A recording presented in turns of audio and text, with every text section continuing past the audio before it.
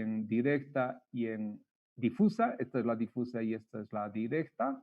Y por relaciones trigonométricas voy a llevar la directa, la voy a llevar a horaria, no está escrito acá, pero sobre el plano inclinado, ¿no? Como el plano está inclinado, va a tener directa, va a tener difusa, pero también va a tener la reflejada del suelo. Esto hay que tomar en cuenta. Hay situaciones en las cuales, por ejemplo, si encuentra en un área donde tiene nieve, por ejemplo, la reflejada es bastante elevada. Es bastante elevada. Casi llega a un 60-70% de aporte de la global. Entonces hay que tomar en cuenta esta reflejada. Y obviamente si yo sumo las tres, la directa, la difusa y la reflejada, voy a tener entonces la radiación total sobre la superficie. Acá vemos un diagrama de cómo funciona. Ya habíamos, este diagrama lo habíamos visto. Tenemos nosotros acá el suelo, ¿no? Sobre el cual tenemos una superficie inclinada. Perdón.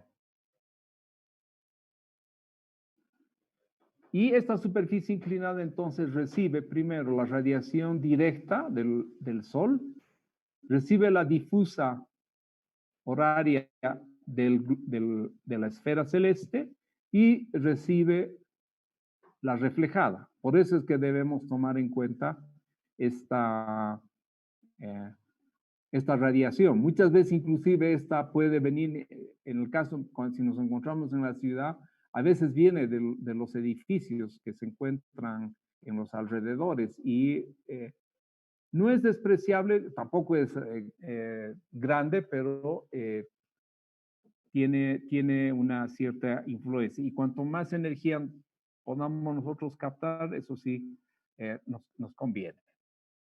Bien, ¿cómo hago la global horaria a partir de la radiación global diaria?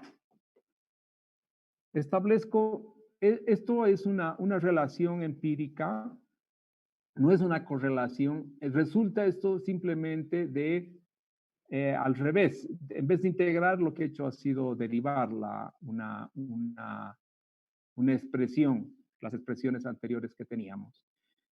Y entonces la relación entre la horaria y la diaria sobre un plano sobre un plano completamente horizontal, viene a ser esta ecuación, donde tengo yo dos constantes A y B, multiplicado por un coseno del ángulo horario, y tengo una relación de coseno del ángulo horario menos el coseno del ángulo de la hora de puesta del Sol, y dividido también una relación trigonométrica en la cual el ángulo de puesta del Sol está involucrada.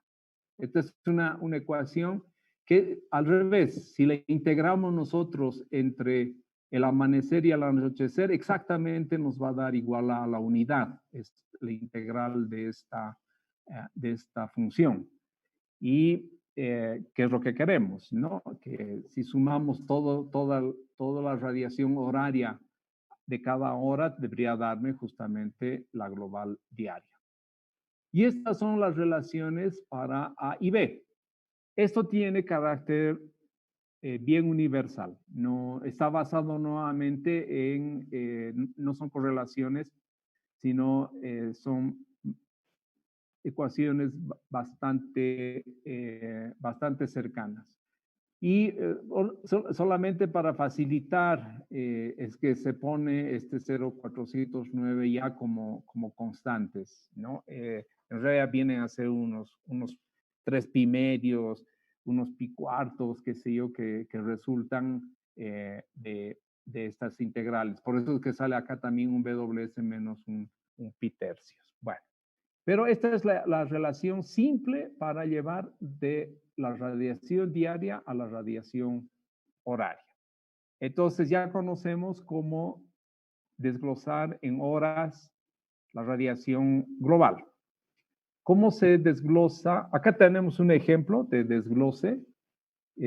Latitud menos 17.4 del día 17 de agosto. Ese día la radiación que ha sido medida es 479 kilovatios hora por metro cuadrado, no está puesto acá, corresponde al día 197, hay una declinación de 21.4 grados, la corrección Tierra-Sol es 0,9, constante solar 1367, la hora a la cual amanece son a las 6.5 de la mañana y anochece a las 17.5. La radiación extraterrestre en ese momento vale 732. Y entonces calculamos A y B, que eran los coeficientes que teníamos antes. Acá están. A y B, eso es lo que se calcula.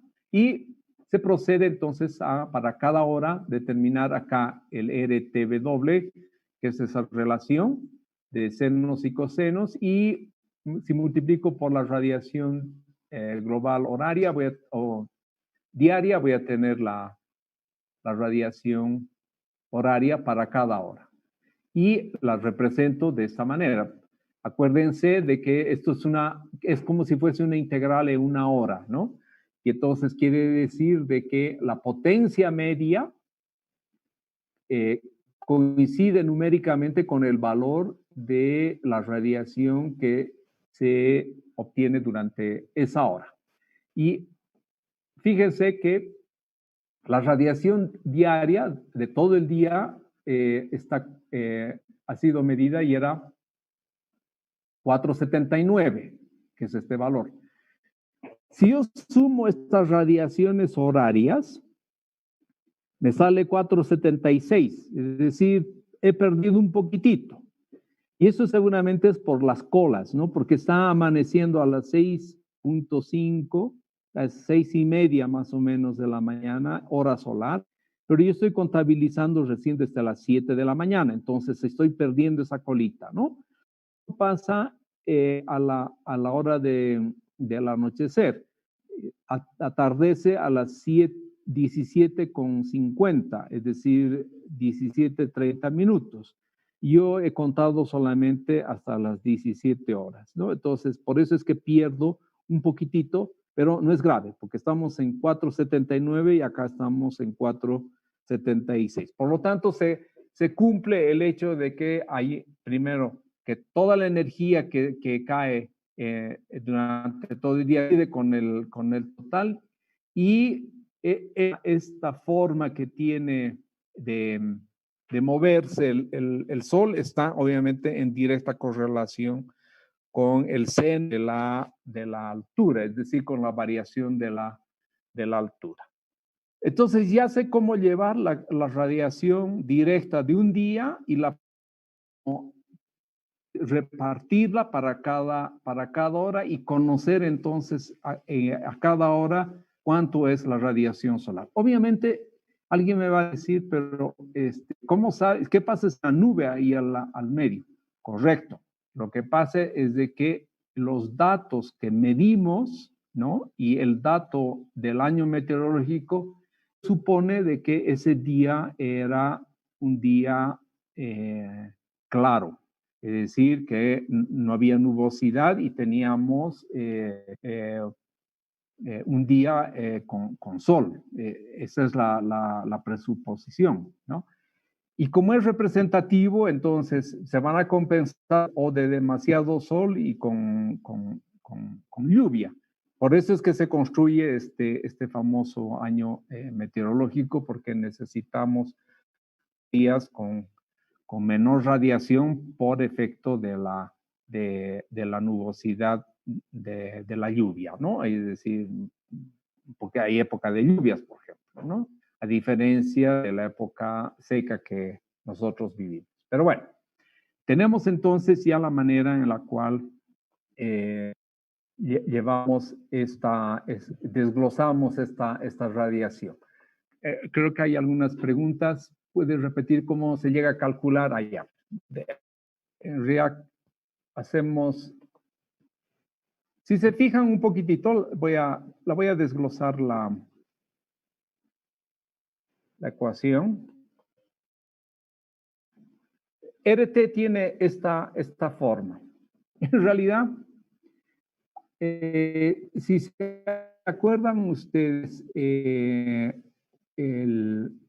seno de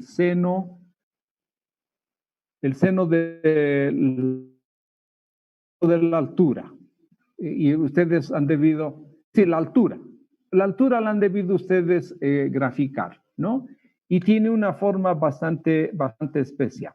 Lo único que se hace es ajustar esta curva a la forma que tiene el desarrollo de la propia altura. Podemos encontrar esta relación matemática. Acuérdense que la que domina sobre todo en la altura es el ángulo, ¿no? Y eso es lo que se está haciendo en esta ecuación, perdón. En esta ecuación del R, justamente ajustarla a la forma que tiene la altura. Y esto funciona para todos los casos. Lo que sí nada más importa es de que obviamente la forma que tiene la curva de la altura solamente depende de entrada y salida del sol. Y por eso es que aparece por lo menos la salida del sol, acá aparece en el denominador y también en el numerador. Porque depende, es decir, que la curva se haga más ancha o se haga más angosta, simplemente depende de WS. Pero me van a decir, ¿y qué pasa cuando se ve al sur? Al sur tiene realmente la misma forma, tenemos que darnos la vuelta, ¿no? Es decir, sigue teniendo exactamente la forma esta de una curva cóncava que está girada, nada más. En la representación parecería que estuviese abierta, pero en realidad está girada. Bien. Ya entonces la radiación global, fíjense cómo la radiación global horaria varía según los lugares, obviamente. Zona como Yunchara, que es una zona con alta radiación, va a tener esta forma, que es la que está achurada. Copacabana, al lado del lago Titicaca, tiene esta otra característica, ¿no? Y finalmente Villa Tunari, que hemos dicho es una zona que tiene una pluviosidad relativamente alta. Se refleja también ese hecho en tener una menor radiación global para ese día, para el día que seguramente se ha escogido caso, ¿no? Bien, lo mismo hacemos entonces para la radiación difusa, ¿no? Para la radiación difusa hay otra expresión, que es RDW, que también sigue la misma lógica que el seno de la altura, pero ya no tiene los coeficientes A y B. Se quitan los coeficientes A y B y nos quedamos entre pi 24 coseno, esta expresión coseno menos coseno WS sobre seno WS menos WS por coseno del ángulo de salida, permanecen constantes, pero ya no se multiplica por los factores A y B que teníamos antes acá, fíjense, ¿no? Acá están A y B, que es la que determinaría a la global, y se quita esto para simplemente la difusa. Y estos son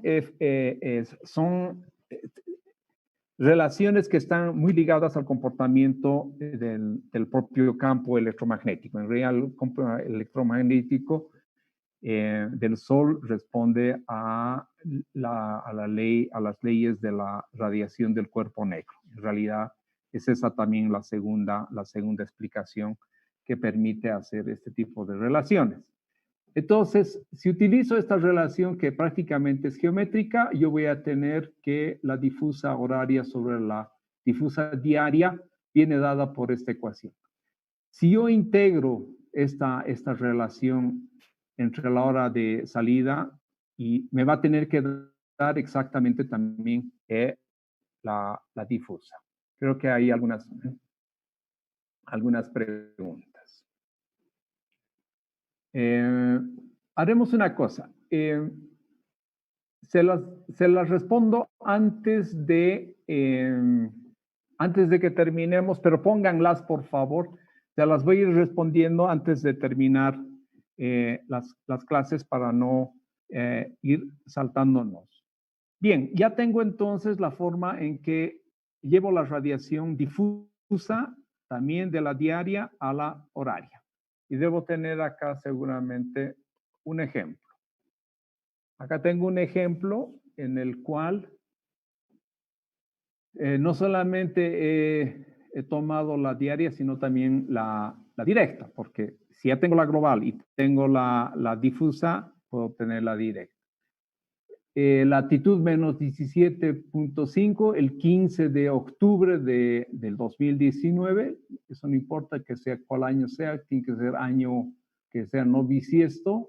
La radiación ese día vale 625 kilovatios hora. El día es el día 287 y la declinación es 9,2. Estamos entrando al verano en realidad. La corrección de la distancia es 1007. La constante solar, como siempre, 1367. Amanece a las 5,8 horas, anochece a las 18.2. La radiación extraterrestre ese día vale 10,72. El factor A 0,68, B 0,40 y el denominador, el que teníamos, vale 1,08. El índice de claridad 0,58 y ahora vienen las relaciones de la difusa diaria sobre la global diaria, es 0,44 y por lo tanto la difusa vale 2,76 y la difusa vale 3,49, pero diaria. Ahora, tomamos la global, que está la global acá, 625, y calculo el RTW y multiplico después por la global y me da la variación de la global para todo el día. Si yo sumo a todas las horas me da 615 y que acá sale 625. Estoy perdiendo algo en los cálculos. Y otra vez simplemente es porque estoy tomando desde las 7 de la mañana. Y acá está amaneciendo a las 5 de la mañana, 5.8. Es como las 5 y digamos 5:50 más o menos, ¿no? Entonces, estoy perdiendo desde las 5:50 hasta las 7 de la noche. Por eso es que este valor más pequeño. En un programa más sistemático, obviamente podríamos tomar la radiación desde el momento que amanece y cortarla en el momento que anochece. El Excel y no me deja hacer mucho eso, pero no pierdo tampoco mucho, ¿no? De 6:15 y 6:25. Y ahora hago exactamente lo mismo con la radiación difusa. La radiación difusa diaria la voy a volver horaria, calculando este RD. Acuérdense que este RD simplemente es el RT sin los coeficientes A y B. Lo puedo calcular para cada hora y multiplico por la radiación directa o la radiación difusa diaria y me va a dar la horaria para cada momento. Otra vez, si sumo, hago la suma aritmética, acá me sale 273 y la difusa total había sido 276. Es por perder por las colmas. Es un tema del programa en realidad, de haber escogido el Excel de esta manera. Podría no perder, pero para nuestro cálculo rápido ya va con 273, está bien. Y si yo sumo si hago la resta entre 615 y 273, va a salir 342, que es la directa. Ya tengo entonces también la directa para cada hora. Ahora sí, más o menos tengo ciertas condiciones de simulación, pero todavía falta un paso. Si bien tengo la horaria, la difusa horaria y la directa horaria, estas están sobre el plano horizontal. No están calculadas todavía sobre un plano inclinado. Y si se acuerdan cómo habíamos empezado este curso, tratar de resolver para un cliente que ha hecho, si mal no recuerdo, de 12 grados de inclinación, pero tiene una desviación respecto del norte de 18 grados. Entonces es una superficie inclinada medio especial. Y nosotros no podemos aplicar y decir que sobre esa superficie inclinada va a caer esta cantidad de energía. Si está inclinada, vamos a tener que proyectarla. Pero habíamos aprendido a cómo proyectar anteriormente. Entonces, ese es el siguiente paso que vamos a dar. Otra característica que tiene para esta localidad, es Cochabamba, el 15 de octubre tiene este 625 y obviamente la radiación global es la suma de ambos colores, del amarillo y de este azul.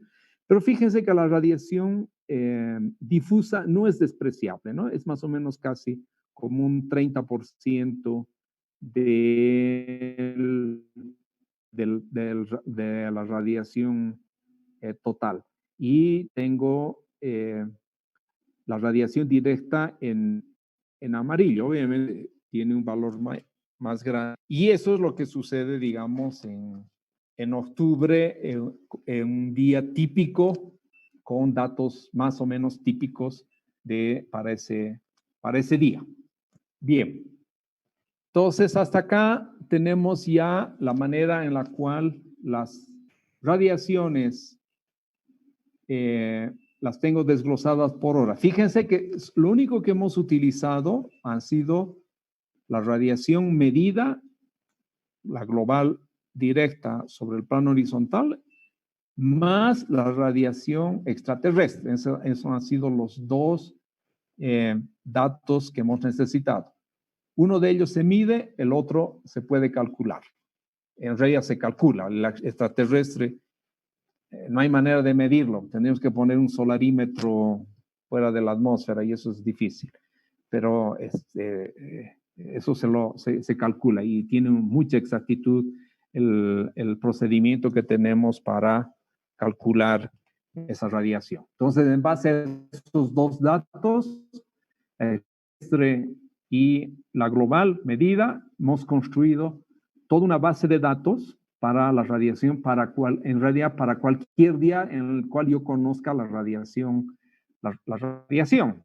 Esto lo puedo aplicar, si puedo conocer la radiación medida todos los días, esto lo puedo hacer para todos los días. Y se puede hacer. En realidad hay datos para todos los días. Sin embargo, hay unos datos buenos que tienen radiación de día sin nublado y hay otros datos que está completamente todo nublado, ¿no? Entonces, no vamos a tener dificultades, pero la radiación nos va a parecer como si fuese, va a tener esta forma, ¿no? Pero no es verdad. Ha tenido un día nublado, esto ha brincado, ¿no? Entonces eso para nuestras simulaciones tiene otros efectos. Eso lo vamos a ver un poquito más adelante. Pero nos da, estos instrumentos sí nos dicen también la cantidad casi real de energía que voy a poder yo disponer. Eso sí tiene la gran ventaja de poder decirme que nuestro proyecto va a tanta cantidad de energía solar. Bien, esta es otro ejemplo. Esta vez he cambiado me he ido al 11 de junio y la radiación solar ese día es 5,03 y nuevamente la desgloso en horaria y si hago la suma me sale 5. Hay un 0,3 que pierdo, por acá dice 5,03, 30 son 0,03 kilovatios hora, entonces como 30 por metro cuadrado estaría perdiendo en mi cálculo, ¿no? Eso es porque me estoy comiendo simplemente los dos extremos. En la radiación difusa, cuando yo llevo a difusa, esta resulta que sale 1,25 y esta difusa la vuelvo nuevamente horaria. Y acá ya también gano alguito, ¿no? Me sale ya también acá 1,26, ¿no? Entonces, tengo... ¿nos hemos desconectado? No, no, sí. gracias. No, se lo ve, Inge, se lo ve. Muchas gracias. Entonces, la difusa también la vuelvo a sumar y ya también me sale un poquito más grande de la que he previsto, ¿no? Y finalmente tengo yo la directa, que es la diferencia de ambas para cada hora, y me sale 3,74, que es menor que el 3,78. Hay un poquitito perdido. Siempre, pero la razón por la cual se pierde es normalmente, para el ejemplo que estamos dando, es por que estamos obviando las colas. Pero también les voy a decir que no perdemos gran cosa, porque la radiación solar tiene tanta variabilidad en la realidad, ¿no? Que mucha gente se confunde si tomar el promedio finalmente o si tomar el año típico. Yo digo, tomemos el año típico porque hay que trabajar con datos medidos, ¿no? Entonces, eso es lo bonito, digamos. Pero se van a dar cuenta que la variabilidad también es tan grande que hacer esfuerzos para hacer que esto sea exacto está bien. Podemos hacerlo, digamos, por razones más académicas, digamos, ¿no? Pero en la practicidad nos podemos quedar con lo que les estoy presentando.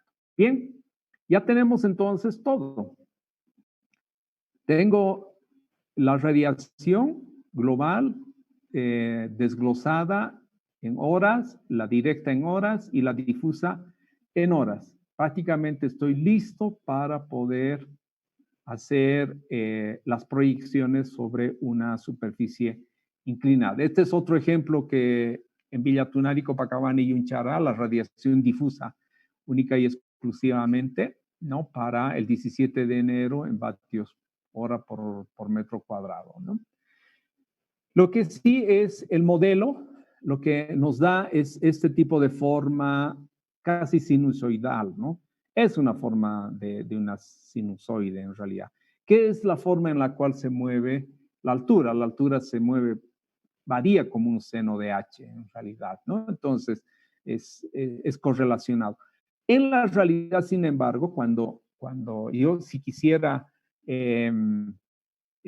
utilizar esto ya para la realidad, y en la realidad tengo días que están nublados o días que tengan bastante sol, esto no va a ser tan regular, esto va a tener variaciones, ¿no?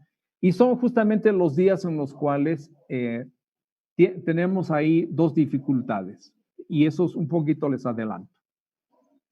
Cuando hay variaciones de la radiación solar muy fuertes, esto tiene efectos, se producen FEMs, eso lo conocen todos los ingenieros eléctricos.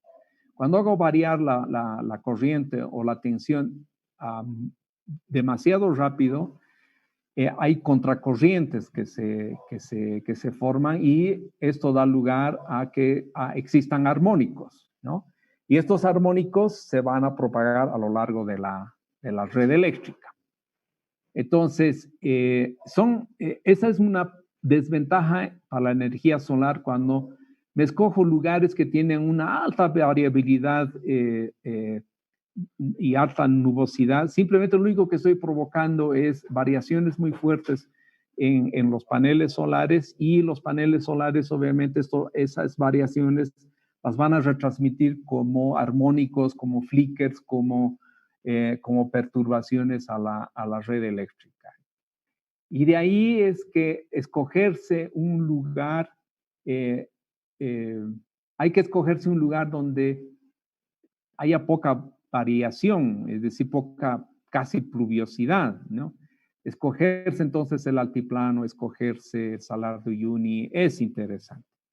Escogerse zonas de alta pluviosidad. En Bolivia hay 3 zonas que son que tienen mucha pluviosidad. Es el norte de La Paz, Ixiamas, es una zona, desde Caraní para adelante, son zonas de alta pluviosidad. El aprovechamiento de la energía solar ahí nos va a traer dificultades porque lo que vamos a tener que hacer es poner protecciones para evitar que haya armónicos en la red. Lo mismo pasa en la zona del Chapare y la zona de la Siberia. Son las 3 zonas en Bolivia que presentan una alta pluviosidad. La zona de la Siberia, la que se encuentra entre Cochabamba y Santa Cruz por el camino antiguo. Una de las características principales de estas 3 zonas es de que permanentemente hay nubosidad y hay mucha neblina. Eso ustedes un poco lo conocen bastante bien cuando seguramente han hecho cierto tipo de viajes y han transitado por esos lugares, ¿no? Entonces, por eso es que preferimos escogernos lugares.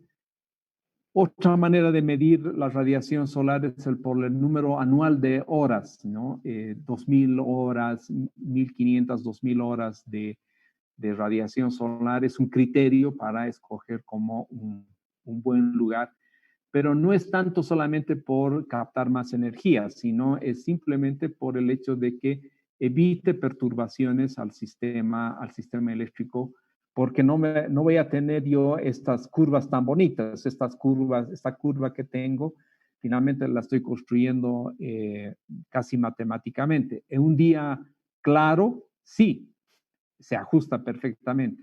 Pero en un día nublado yo tengo demasiadas variaciones y eso me va a producir contracorrientes, ¿no? FEMS en realidad, ¿no? Y eso provoca perturbaciones. Bien, sigamos entonces, acá hay otro ejemplo, justamente Villa Tunari, una zona de alta pluviosidad, donde lo que podemos observar es lo siguiente, ¿no?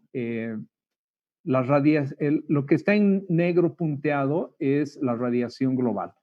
Y fíjense que la radiación difusa, que está en gris, es mucho más elevada que la directa, que está en negro, ¿no? Y esto es justamente por la carga de nubosidad que tiene. Y por lo tanto quiere decir que cuando yo lea un diagrama de este tipo, van a haber días en los cuales esto se mueve de manera brusca, ¿no? Y ese movimiento de manera brusca no es bueno para generar energía eléctrica principalmente.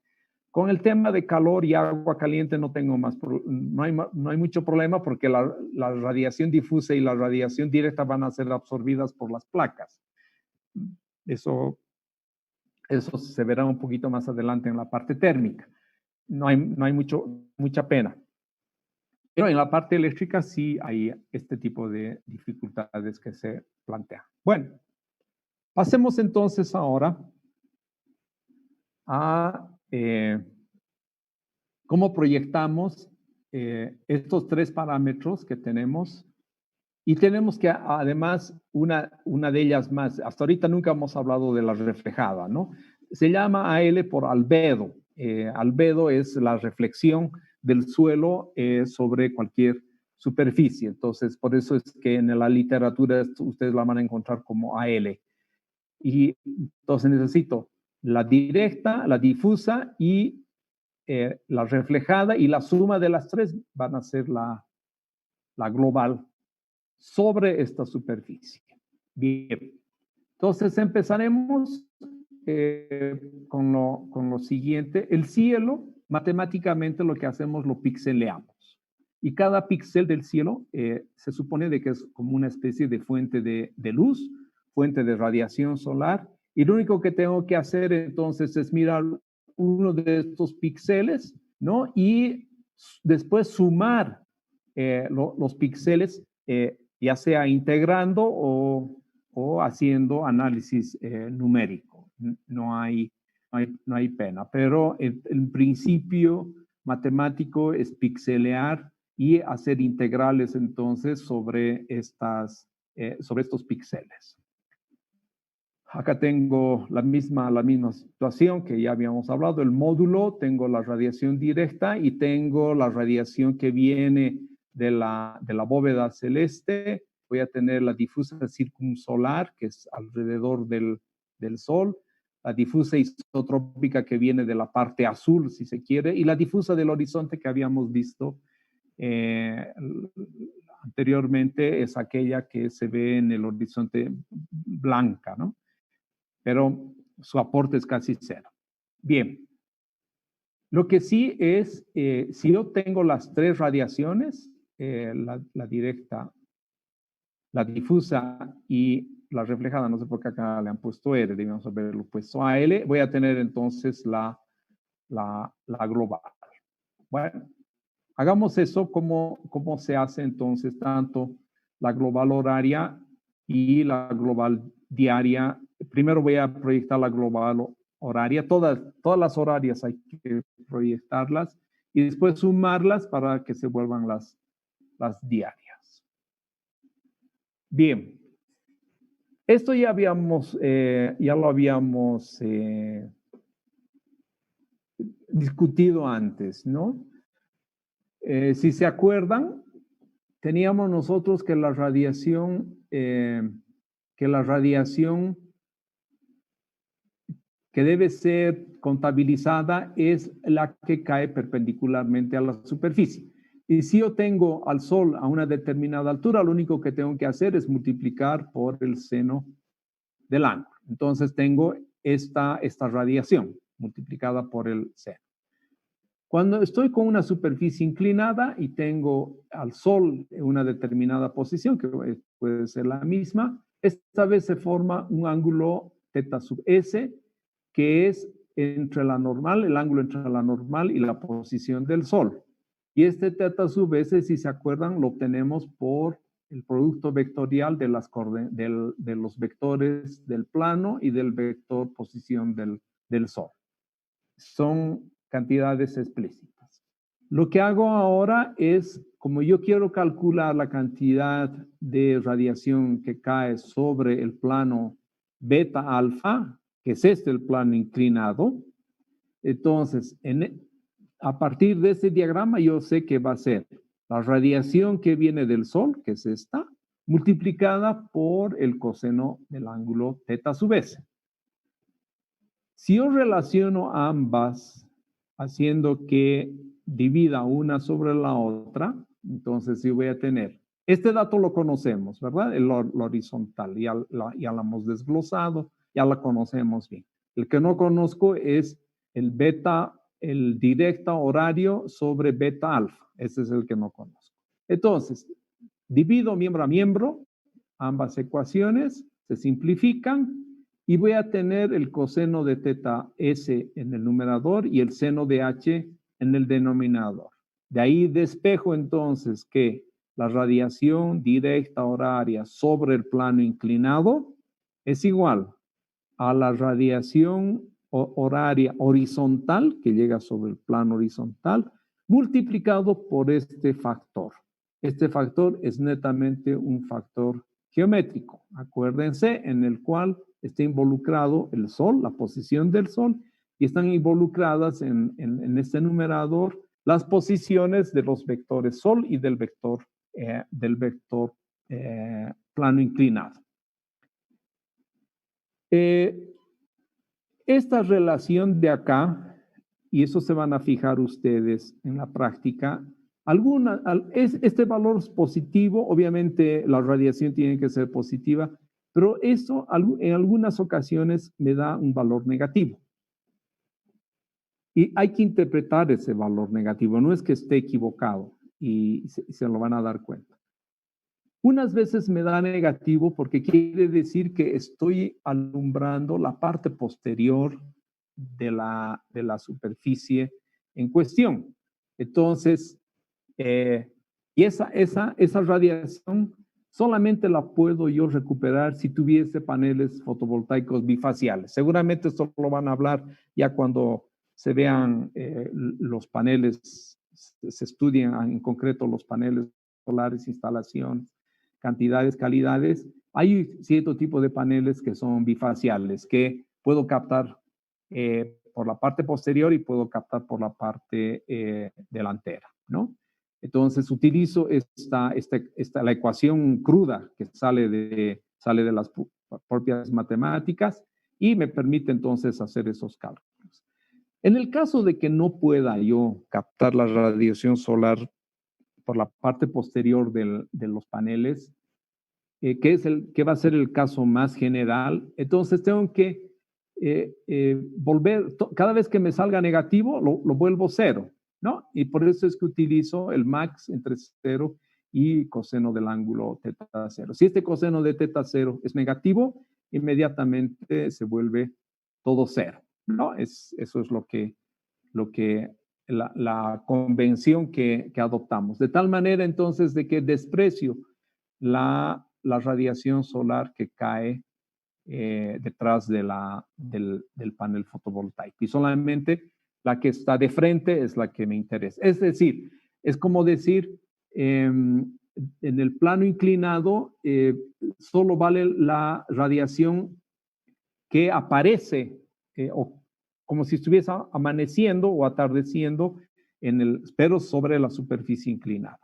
Entonces, esa es la razón por la que utilizamos este operador max, ¿no? Máxima, que es cada vez que el ángulo de coseno es negativo, que quiere decir que estás detrás del panel, entonces todo se vuelve simplemente cero. Esa es la razón.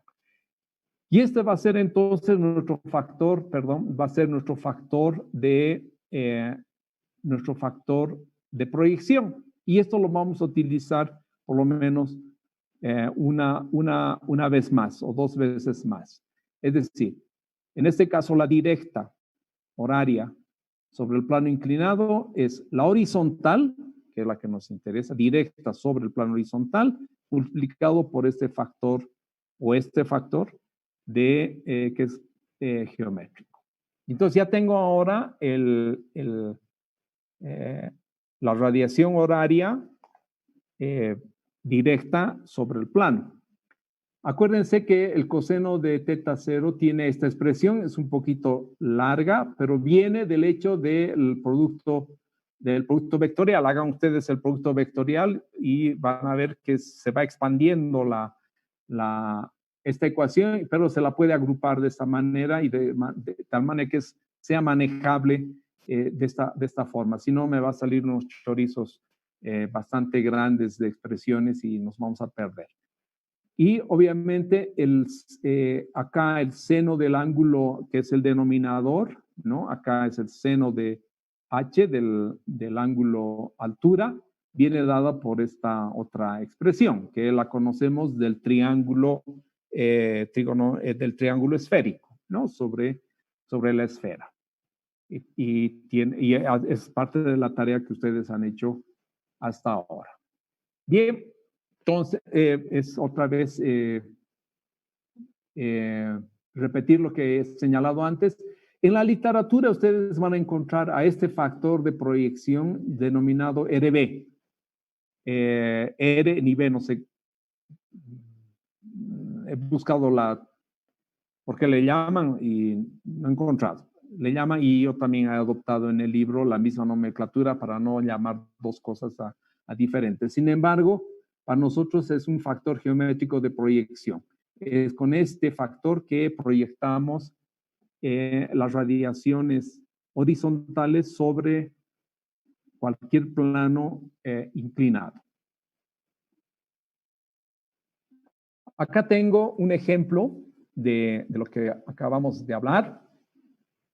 Tengo la radiación directa sobre una superficie cualquiera ¿Para qué día? El 17 de julio. Ese día la radiación es 479, corresponde al día 197. La declinación ese día es 21,4 grados. La corrección Tierra-Sol 0,968. La constante solar 1367. Amanece a las 6.5 y anochece 17.5 horas solares. La radiación extraterrestre ese día vale 732. Los coeficientes A y B de los horarios valen esto. El denominador sale 0,82.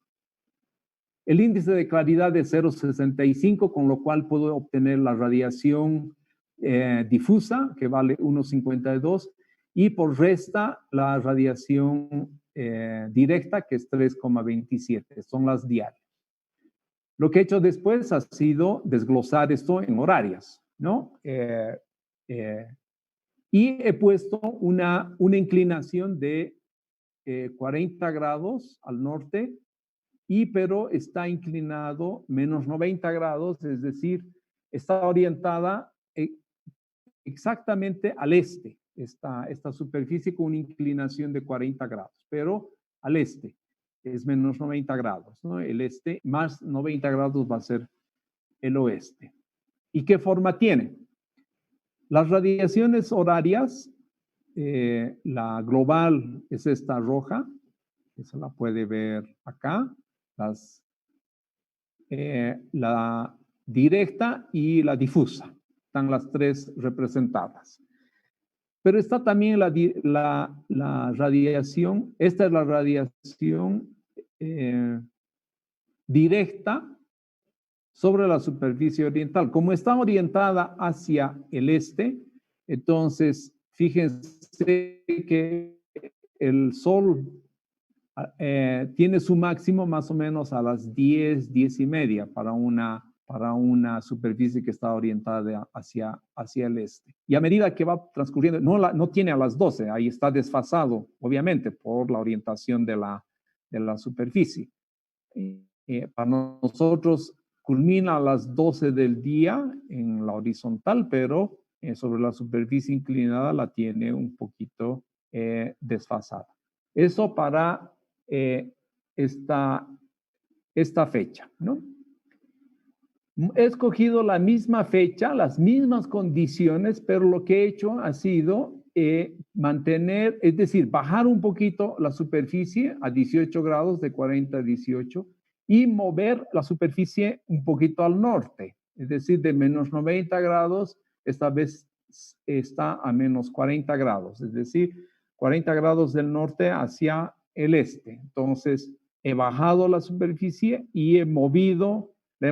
Y fíjense que el efecto es evidente, ¿no? Es decir, la cantidad de radiación solar que cae sobre esa superficie es diferente a la de esta, y además es un poquito mayor cantidad, pero sigue siendo menor cantidad de que la obtendríamos si estuviese completamente plana. Es decir, esta sería la cantidad de energía que perderíamos en realidad simplemente por la orientación. Obviamente acá esta diferencia es bastante grande, ¿no? Y acá esta diferencia se achica, es por el tipo de orientación. Pero me permite perfectamente calcular lo que hemos hecho anteriormente, la cantidad de energía que va a caer sobre ese plano. Prácticamente estamos listos para efectuar cualquier simulación, en este caso todavía sobre la radiación directa. ¿Qué pasa con el resto de las radiaciones? Voy a repasarlas rápidamente para no apabullarlos con tanta fórmula. Ustedes las pueden revisar, pero se las voy a explicar cómo funcionan. En este momento son las 8:33. Nos daremos 5 minutitos, por favor, de pausa.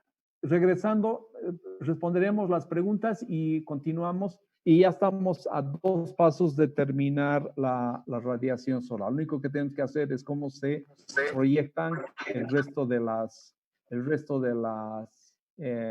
radiaciones. Bien, permiso entonces.